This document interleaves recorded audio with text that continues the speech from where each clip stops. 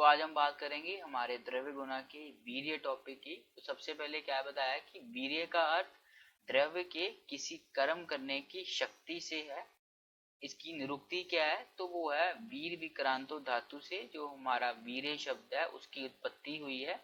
उसके बाद अगर हम बात करें इसकी व्युत्पत्ति की तो वो है वीर धातु में यत् प्रत्यय लगने से जो हमारा वीर्य शब्द है उसकी व्युत्पत्ति हुई है। उसके बाद आचार्यों ने इसके लक्षण और इसकी परिभाषा क्या बताई है। सबसे पहले आचार्य चरक ने क्या बताया कि वीर्य तो क्रियते येन या क्रिया, यानी कि जो क्रिया द्वारा संपादित हो उसे हम वीर्य कहते हैं। उसके बाद एक श्लोक हमारे आचार्य चरक और आचार्य सुश्रुत दोनों ने बताया है, वो है हमारा येन कुर्वन्ति तद वीर्य, है ना। ये श्लोक आप याद कर लेना। येन कुर्वन्ति तद वीर्य यानी कि जिसके द्वारा द्रव्य की क्रिया संपादित हो उसे हम वीर्य कहते हैं। उसके बाद नेक्स्ट आपको ये डिफरेंस याद करना है, डायरेक्टली आपके एग्जाम में पूछा जाता है गुण और वीर्य में डिफरेंस, है ना। तो गुण क्या है कि द्रव्य के गुण धर्म से है, यानी कि उसके जनरल कैरेक्टरिस्टिक्स से है, और किसी द्रव्य की कार्य करने की शक्ति को हम वीर्य कहते हैं।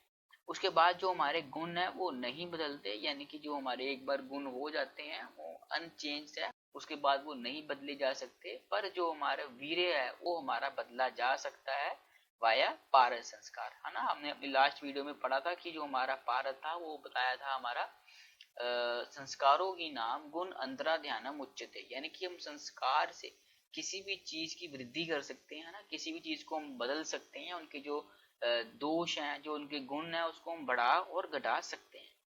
उसके बाद गुणों की संख्या क्या बताई है। सबसे पहले जो हमारे आचार्य चरक हैं उन्होंने जो हमारे गुणों की संख्या है वो 41 बताई है।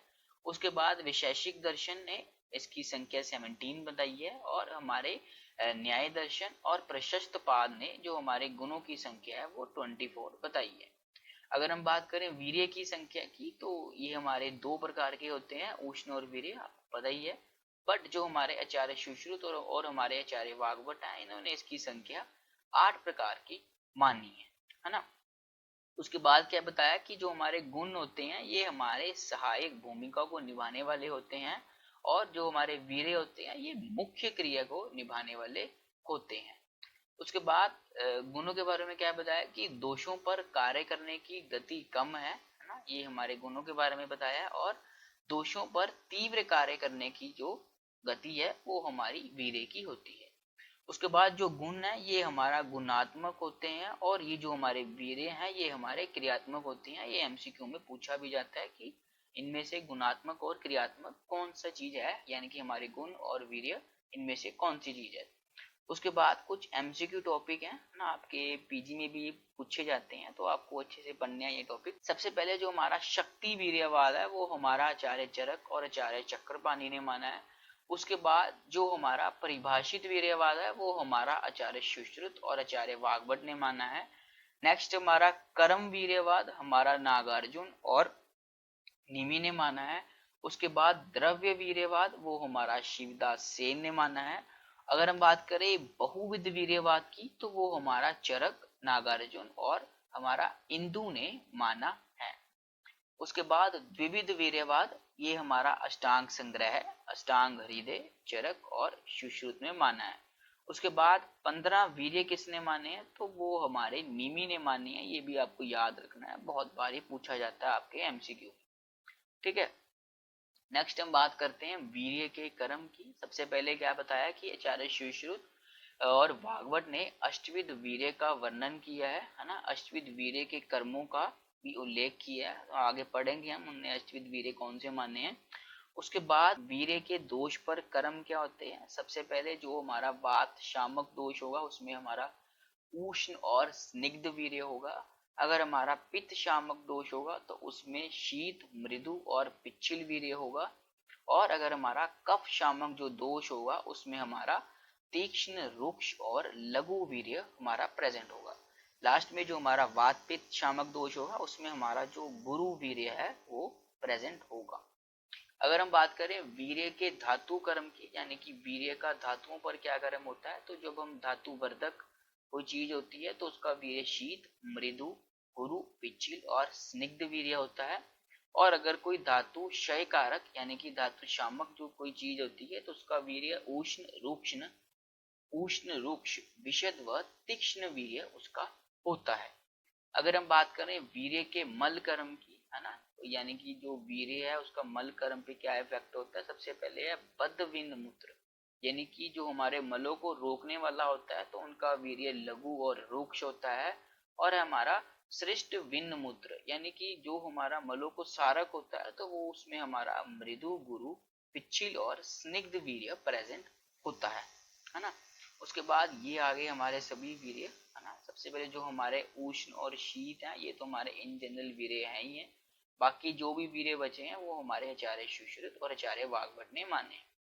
सबसे पहले हम पढ़ते हैं गुरु वीर्य के बारे में। सो इसमें हमारा कफ दोष की प्रधानता रहती है, ये कफ कारक होते हैं और ये वात शामक होते हैं। उसके बाद अगर हम इसका धातुओं पर इफेक्ट माने तो ये धातुओं को बढ़ाते हैं और ये वृष्य होते हैं, यानी कि शुक्र उत्पादक ये हमारे गुरु वीर्य होते हैं। अगर हम इसका मलों पर इफेक्ट पढ़ें तो ये हमारा मल सारक, यानी कि मल को निकालने वाले होते हैं। नेक्स्ट अगर हम बात करें लघु वीर्य की तो ये हमारे वात को बढ़ाने वाले और कफ को शांत करने वाले होते हैं और ये धातुओं का भी क्षय करने वाले और ये अवृष्य होते हैं। अगर हम मलों पर इसका इफेक्ट पढ़ें तो ये बद्ध होता है, यानी कि मल को रोकने का कार्य करता है हमारा लघु वीर्य। नेक्स्ट है हमारा शीत और उष्ण वीर्य। शीत जो हमारा वीर्य है वो आपको पता ही है कि ये हमारा कफ और वात को बढ़ाने वाला होगा और ये हमारा पित्त को शांत करने वाला होगा। सेम एज ये हमारा धातुओं को भी बढ़ाएगा और ये हमारा वृष्य होगा, है ना। ये मूत्र सारक होगा, है ना, और स्वेद पुरीष का बद्ध होगा, यानी कि स्वेद और पुरीष को रोकने वाला होगा। उसके बाद जो हमारा उष्ण वीर्य है ये हमारा पित्त को बढ़ाने वाला और कफ और वात को शांत करने वाला होगा। इससे हमारे धातुओं भी शांत होती हैं और ये हमारा अवृष्य होता है ना। ये स्वेद की वृद्धि भी करता है और ये विरेचन में भी यूज होता है। उसके बाद जो हमारा स्निग्ध वीर्य है ये हमारा वात शामक होगा, धातुओं को बढ़ाने वाला होगा और वृष्य होगा और ये हमारा मल सारक भी होगा, यानी कि मल को निकालने वाला भी ये होगा। उसके बाद अगर हम बात करें रुक्ष गुण की तो ये हमारा वात को बढ़ाने वाला होगा, धातुओं का क्षय करने वाला और अवृष्य होगा और साथ में ये मल का संग्रहण करने वाला होगा। अगर हम बात करें मृदु वीर्य की तो ये हमारा कफ को बढ़ाने वाला और पित्त को शांत करने वाला और ये धातुओं को बढ़ाने वाला और ये हमारा मल सारक होगा। अगर हम बात करें तीक्ष्ण वीर्य की तो ये हमारा कफ और वात शामक होगा, धातुओं का भी शामक होगा और ये मल संग्रहण एवं स्वेद की प्रवृत्ति करने वाला होगा। और लास्ट में हमारे विशद और पिच्छिल गुण। जो हमारा विशद है वो हमारा वात को बढ़ाता है और जो हमारा पिच्छिल है वो हमारा कफ की वृद्धि करने वाला होगा। विशद गुण हमारा धातुओं का लेखन करेगा और जो हमारा पिच्छिल है वो हमारा ब्रीहन कर्म करने वाला होगा, है ना। विशद जो हमारा वीर्य ये हमारा मल शोषक होगा और जो पिच्छिल वीर्य है ये हमारा श्रेष्ठ मल उत्पत्ति करने वाला होगा, ठीक है। उसके बाद नेक्स्ट अगर हम बात करें क्लिनिकल एप्लीकेशन और रिसर्च अपडेट की तो first of all disease specific के अकॉर्डिंग जो हमारा उष्ण वीर्य है ये हमारा आम वात और ये हमारा अग्नि मांदे में यूज होता है और जो हमारा शीत वीर्य है ये हमारा रक्त दुष्टि, यानी कि जहां भी पित्त की वृद्धि होगी और रक्त की दुष्टि होगी वहां पे हम शीत वीर्य यूज करेंगे और ये हमारा अमल पित्त, शोथ और दाह की कंडीशन में भी यूज किया जाता है। तो उसके बाद अगर हम दोषा के अकॉर्डिंग बात करें तो ये हमारा वात में ये उष्ण होता है, यानी कि जो हमारा शीत गुण ऑफ वात है उसको रिमूव करने वाला होता है और पित्त दोष में ये हमारा शीत वीर्य होता है और कफ दोष में ये हमारा उष्ण वीर्य होता है। अगर हम बात करें पंचकर्मा के अकॉर्डिंग तो जो हमारा शीत वीर्य है ये हमारा यूज होता है इन विरेचन, यानी कि जब हमें पित्त का शमन करना होता है तो उसमें हम शीत वीर्य मेडिसिन यूज करते हैं। और अगर हमें उष्ण वीर्य यूज करना है तो वो हमारा स्नेहन और स्वेदन की कंडीशन में उसके जो हम पूर्व कर्म करते हैं तो उसमें हमारा उष्ण वीर्य जो हमारी औषधियां हैं वो यूज होती हैं।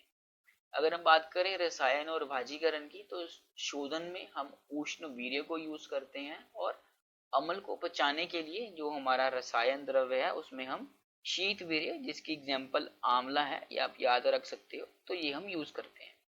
उसके बाद इन केस ऑफ पीडियाट्रिक और जीरियाट्रिक केयर में हम बच्चों में शीत वीर्य, है ना, जो हमारा बच्चों को जो शीत वीर्य है वो बृहनता लाता है, बलकारक होता है उनके लिए, तो उसमें हम शीत वीर्य यूज करते हैं। जीरियाटिक कंडीशन में हम उष्ण वीर्य, है ना, उष्ण वीर्य यूज करते हैं क्योंकि उनका आम का पाचन और उनका शोधन करना होता है, तो उनके लिए हम उष्ण वीर्य जो हमारी औषधि है वो यूज करते हैं। अगर हम बात करें सर्जिकल और स्किन कंडीशन की, है ना, तो जो शीत हमारी, है ना, जो अगर हम किसी कंडीशन में जो वाउंड है उसको रोकना है तो उसमें हम शीत वीर्य यूज करेंगे, और अगर हमें उस वाउंड को भरना है और उसको साफ करना है तो उसके लिए हम उष्ण वीर्य जो हमारी औषधि है उसको यूज करेंगे। अगर हम बात करें वीर्य का बायोलॉजिकल एक्शन, तो इसमें क्या बताया कि जो हमारा शीत वीर्य है ये ऑब्स्ट्रक्शन को खत्म करने वाला होगा, उष्ण वीर्य डाइजेशन को बढ़ाने वाला होगा, स्निग्ध वीर्य हमें स्ट्रेंथ और बाजीकरण में यूज होगा, और जो रुक्ष वीर्य है वो ड्राई मॉइस्चराइज और जो हमारा वाउंड को हीलिंग करने वाला होगा। उसके बाद जो हमारा गुरु वीर्य है ये हमारा फीलिंग कैविटीज यानी कि पूरन होगा, और लघु जो हमारा वीर्य है ये ड्राई मोशनेस और ये भी हमारा वाउंड को हील करने वाला होगा। लास्ट में अगर बात करें मृदु और तीक्ष्ण वीर्य की, तो जो हमारा मृदु वीर्य है ये हमारा रक्त मांस का प्रसादन करने वाला, और जो तीक्ष्ण वीर्य है ये भी हमारा ड्राई मोशनेस देने वाला होगा।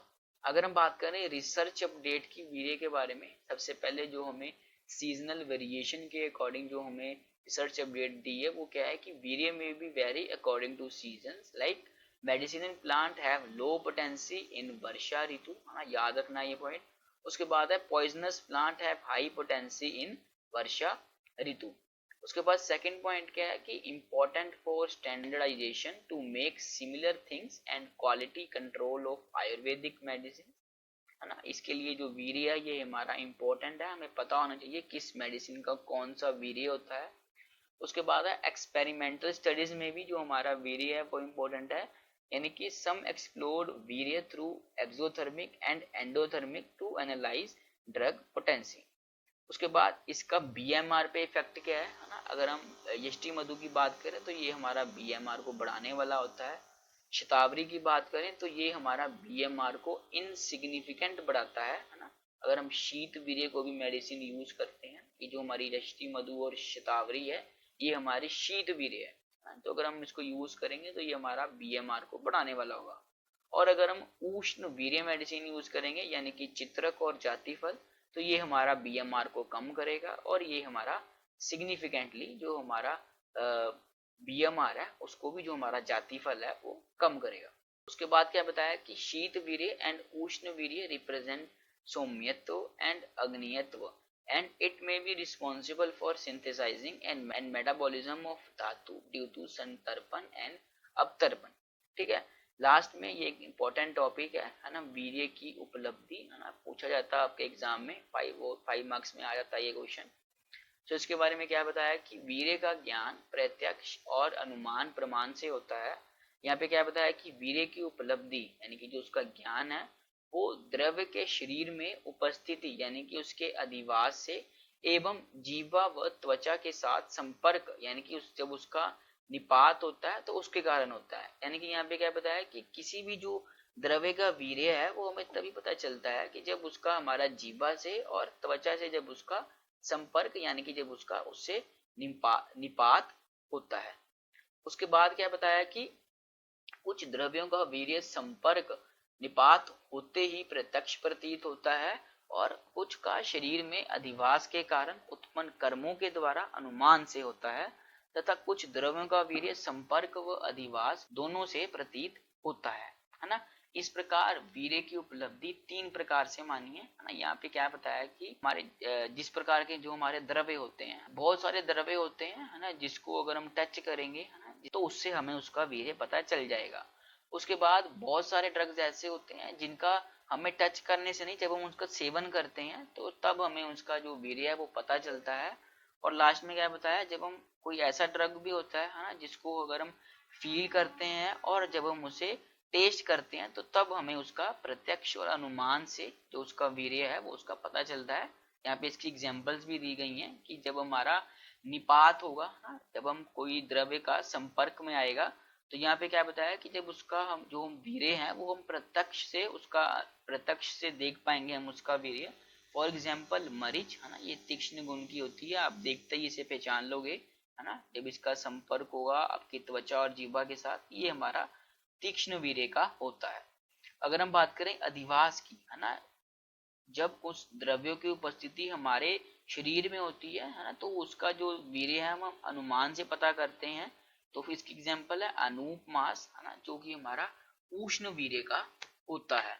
अगर हम बात करें निपात और अधिवास, जब दोनों कंडीशन होगी तो उसे हम प्रत्यक्ष और अनुमान से जो उसका वीर्य है वो गैस करेंगे।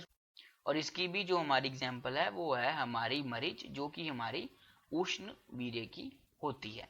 अगर हम बात करें आचार्य सुश्रुत के अनुसार अष्टविध वीरों का ज्ञान विभिन्न इंद्रियों द्वारा किया जाता है। तो उन्होंने बताया कि जो हमारी अष्टविध वीर हैं उनका हम ज्ञान डिफरेंट इंद्रियों द्वारा करते हैं। सबसे पहले उन्होंने क्या बोला कि मृदु व शीत उष्ण का स्पर्श इंद्रियों द्वारा ज्ञान होता है। विशद पिच्छिल का ज्ञान हमें चक्षु इंद्रिय व स्पर्श इंद्रिय द्वारा होता है। उसके बाद स्निग्ध व रुक्ष वीर्य का भी ज्ञान हमें चक्षु इंद्रिय द्वारा होता है। और लास्ट में क्या बताया कि तीक्ष्ण का मुख में दुख उत्पादन द्वारा हमें ज्ञान होता है। ठीक है, तो यहीं पर जो हमारा वीर्य चैप्टर है वो खत्म होता है। आई होप आपको ये चैप्टर अच्छे से समझ आया होगा। सो टेलीग्राम पे जो इसके नोट्स हैं वो अपलोड हो जाएंगे, आप वहां से उसको इजीली डाउनलोड करके अपने नोट्स इजीली बना सकते हैं।